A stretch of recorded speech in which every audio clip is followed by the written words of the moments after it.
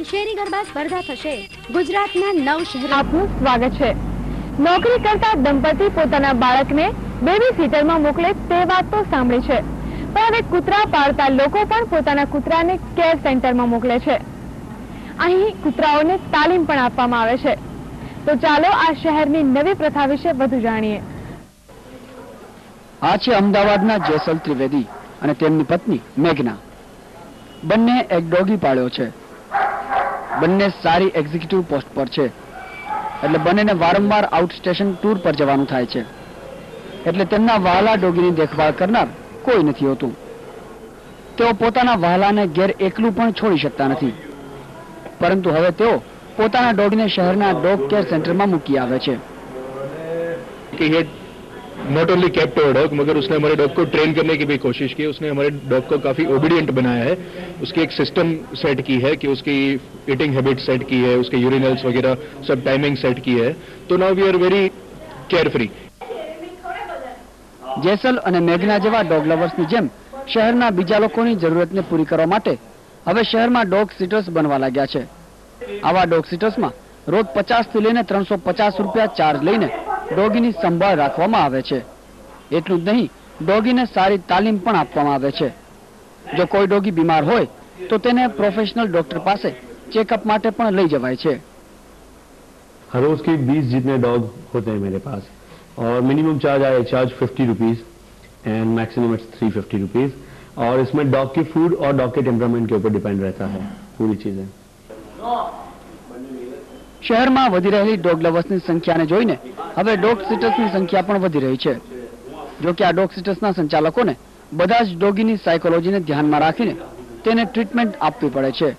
ઘણીવાર તો આ શ્વાનની સંભાળમાં ઘરના બધા જ સભ્યોને લાગી જવું પડે છે. છતાંય ઘેર બેઠા થતા આ ધંધામાં ઘણી કમાણી થઈ જાય છે.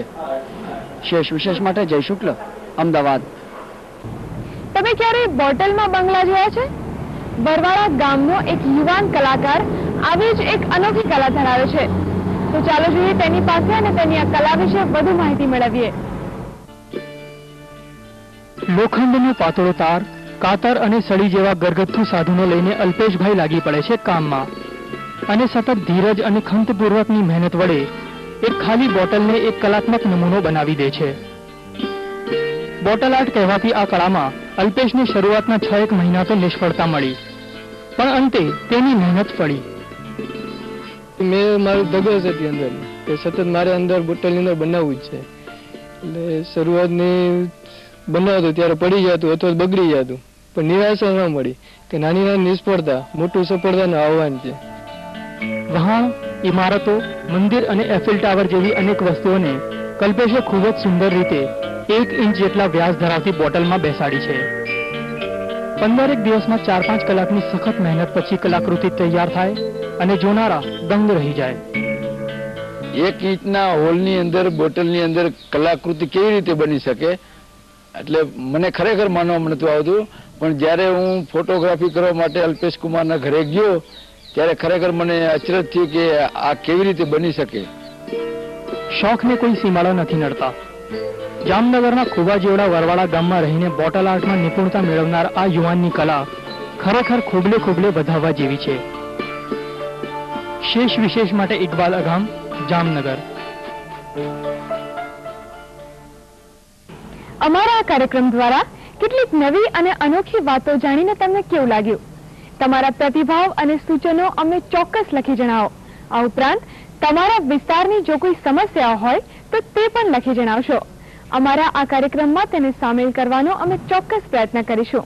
આ માટે અમારું પોસ્ટલ અને ઈમેલ એડ્રેસ નોંધી લો. શેષ વિશેષ અજવા Gujarati, Vijay films limited, one republic, satellite road, Sarkhej Gandhinagar highway, Ahmedabad